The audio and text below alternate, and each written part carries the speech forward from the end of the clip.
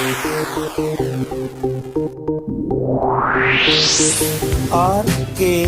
स्वागत है दोस्तों आपका एक बार फिर से हमारे YouTube चैनल RKB कैंफी वीडियोस में।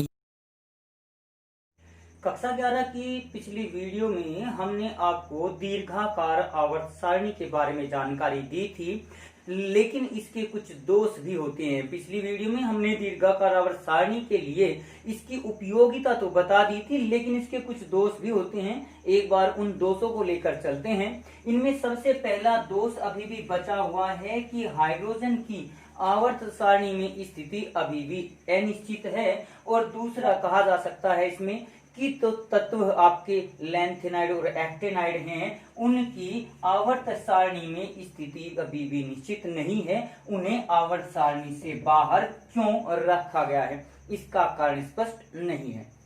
तो पीरियडिक टेबल जब आपको बताई थी तो उसमें बताया था कि पहले आवर्त में 2, दूसरे में 8, तीसरे में 18 इस प्रकार से लिए गए हैं आवर्तों की संख्या के अनुसार। पहले में 2 तत्व, दूसरे में 8, तीसरे में 8, फिर 18, उसके बाद 32 और फिर अंत में 23 तत्व उपस्थित होते हैं। अब आखिरी आवर्त जो है वो अभी अपूर्ण है। आखिरी आवर्त में अभी पूरे 118 तत्वों की उपस्थिति नहीं हुई है। प्रकृति में ज्ञात तत्व जो हैं वो लगभग 92 हैं और 92 से आगे के तत्व वैज्ञानिकों ने प्रयोगों के द्वारा प्रयोगशाला में बनाए हैं, संश्लेषित विधियों के द्वारा।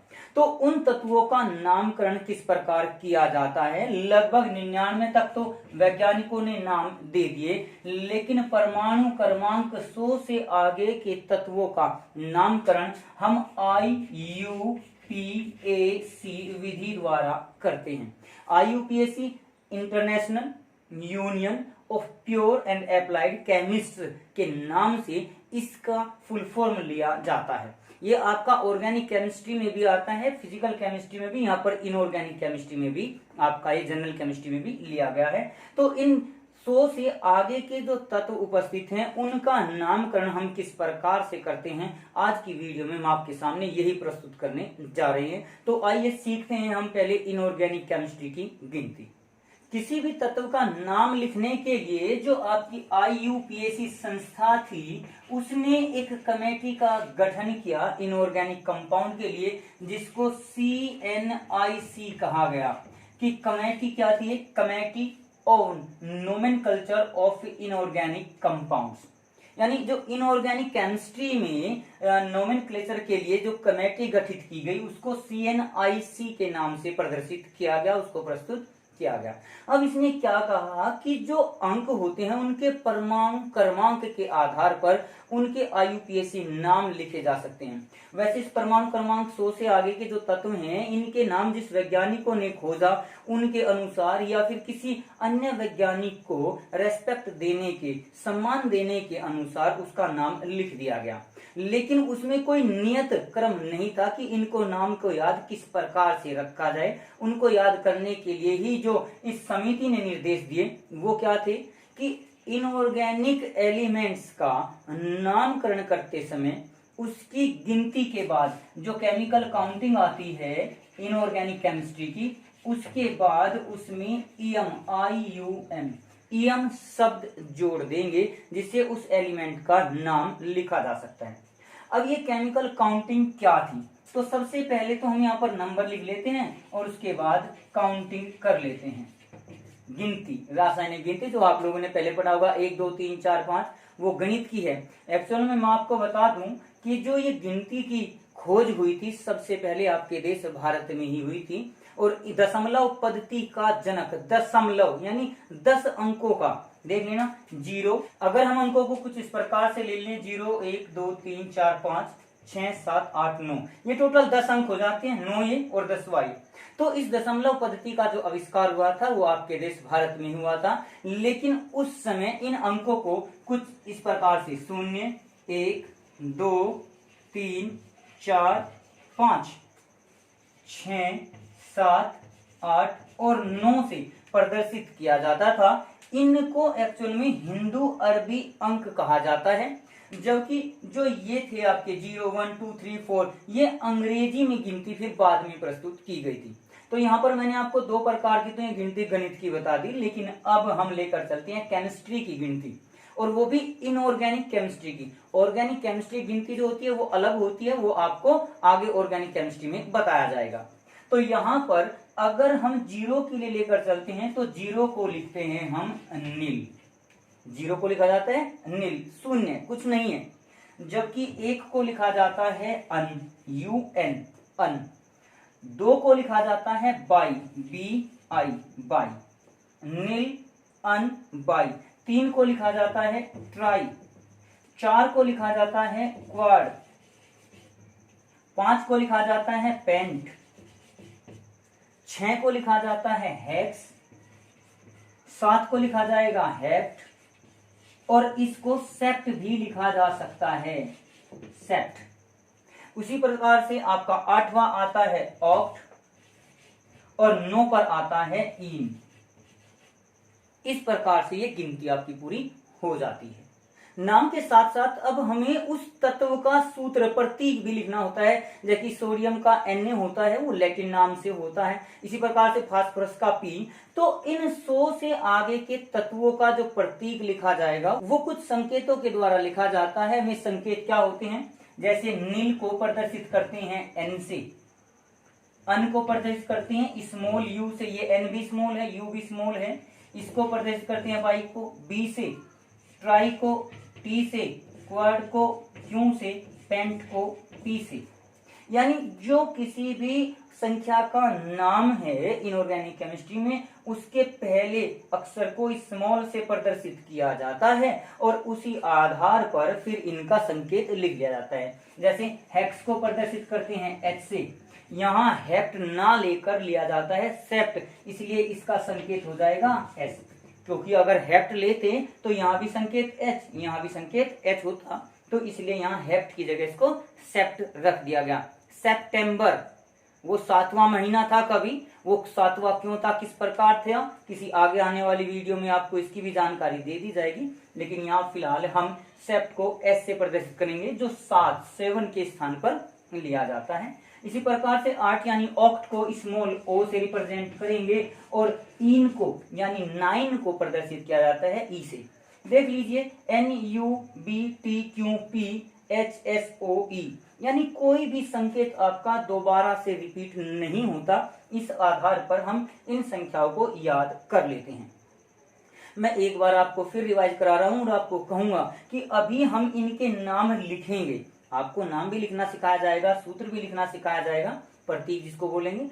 तो आप उनको लिखने से पहले, उनको सीखने से पहले, अभी जो ये संख्याएं मैंने यहाँ आपको ब्लैक बोर्ड पर दिखाई हैं, आप इनको अपनी कॉपी में नोट कर लें, वीडियो को पॉज कर लें, और इनको लिखने के बाद फिर जब उदाहरण ले जाएंगे तो आप अपनी उस कॉपी में, अपने नोट्स में जहां पर आपने लिखा है उसको देखते रहना, और फिर यहाँ पर आपके अच्छे प्रकार से समझ में आ जाएगा। तो रिवाइज करते हैं, चलिए आप साथ के साथ अपनी नोटबुक में भी नोट कर लें। 0 को बोलते हैं नील और संकेत होता है इसका N स्मॉल में। 1 यानी 1 को बोलते हैं अन, संकेत होता है U। 2 को बोलते हैं बाई, संकेत हो गया B। 3 को बोलेंगे ट्राई, संकेत हो गया T। 4 को बोलते हैं क्वाड यानी Q।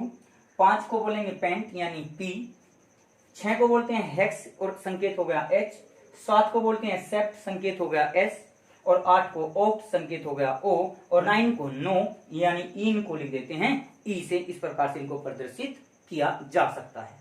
अब इस गिनती के आधार पर आइए हम कुछ तत्वों के नाम, उनके प्रतीक, उनके जो सामान्य नाम है उनको भी लेकर चलते हैं। तो उनको आप लोग याद कर लेना और बाकी इसको समझ लेना। जैसे कि परमाणु क्रमांक 101, Z बराबर अगर हम 101 को लेकर चलें, इसका नाम होता है मेंडेलियम, मेंडेलियम, इस प्रकार से इसका नाम होता है। और इसका प्रतीक होता है MD, ये इसका प्रतीक होता है सामान्य नाम। लेकिन अगर इसका IUPAC नाम लिखा जाए तो एक को लिखेंगे हम क्या, अन, UN। 0 को लिखेंगे नील, तो अन नील, और फिर 1 को लिखेंगे अन, उसके बाद इसमें जोड़ देंगे इयम, IUM, तो ये हो गया अन नील अनियम। संकेत अगर इसका लेकर चले तो वो हो जाएगा UNU, ये इसका संकेत हो जाएगा IUPAC के रूप में।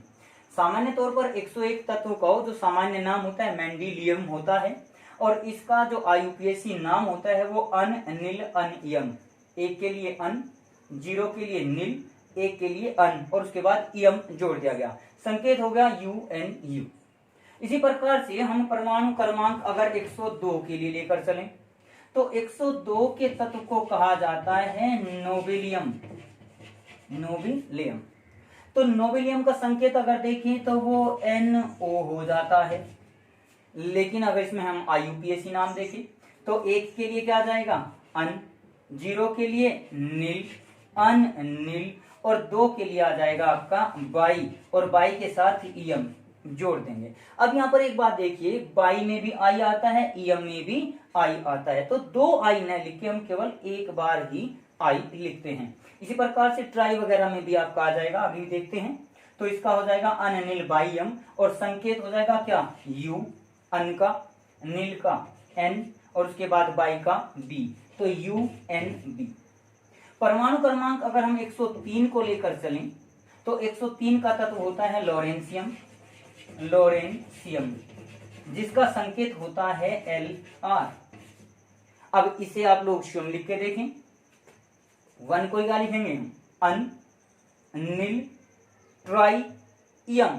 अब ट्राई में आई आएगा, यम में आई आएगा, तो उसे केवल एक बार लिखेंगे अन, नील, ट्राई, यम, जो इसका संकेत हो जाएगा अन, नील, ट्राई, UNT इसका संकेत हो जाता है। तो इस प्रकार से हम इन तत्वों के नाम लिख सकते हैं। यहाँ पर मैं आपके साथ कुछ ये जो साधारण नाम है उनको भी प्रदर्शित कर रहा हूं। तो और तत्वों को देख लेते हैं।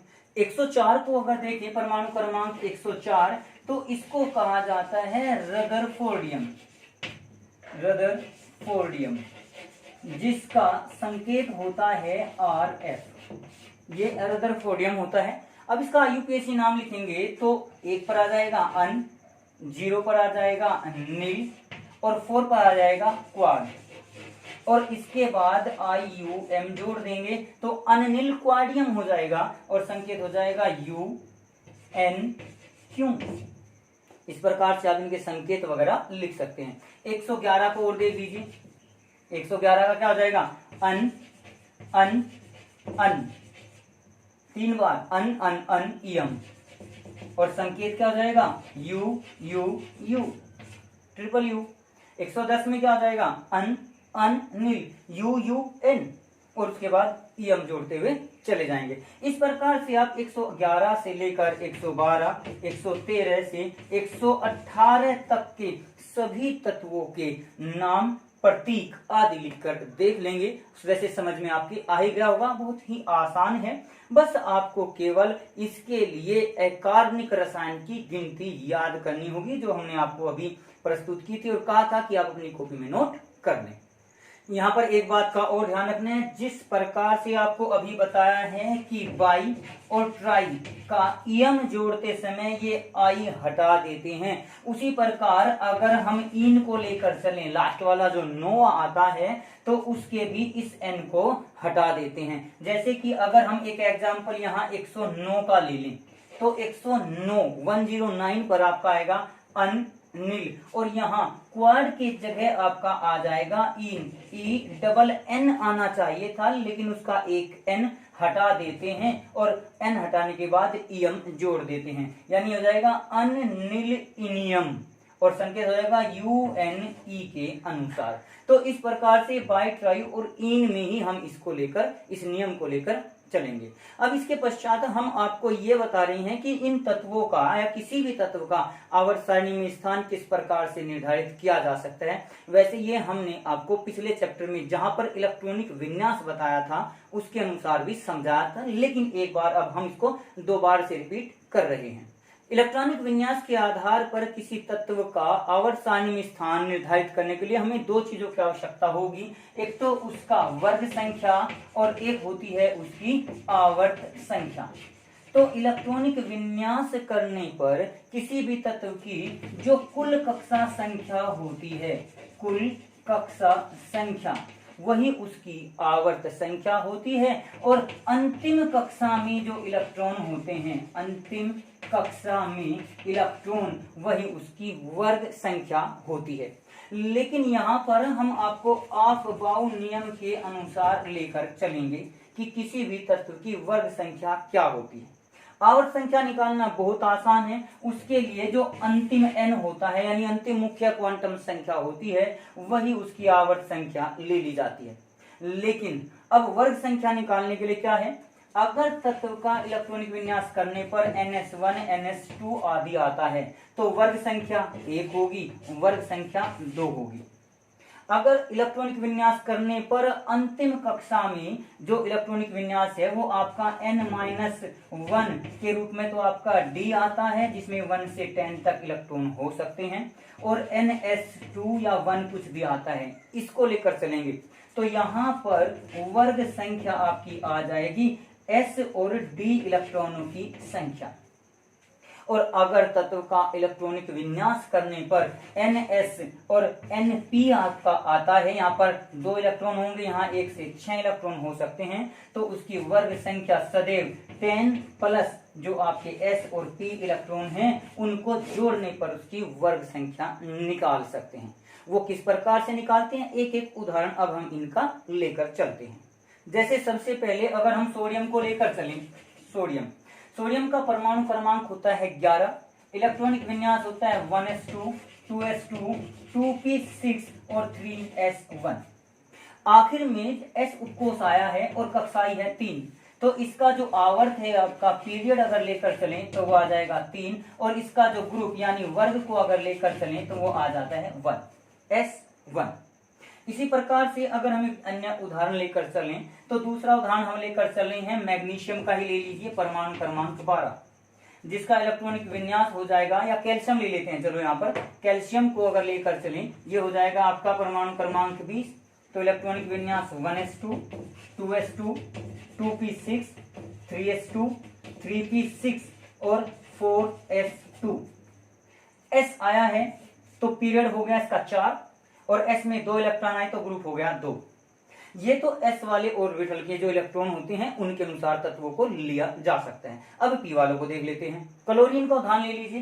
क्लोरीन का परमाणु क्रमांक होता है 17, ये हो जाएगा 1s2, 2s2, 2p6, उसके बाद आपका आता है 3s2 और 3p5।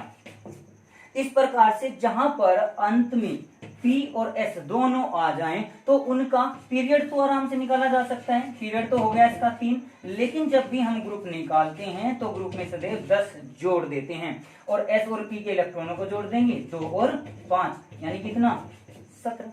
तो इस प्रकार से इसका ग्रुप नंबर हो जाएगा 17। अब एक बार डी का एग्जाम्पल और लेकर देख लीजिए।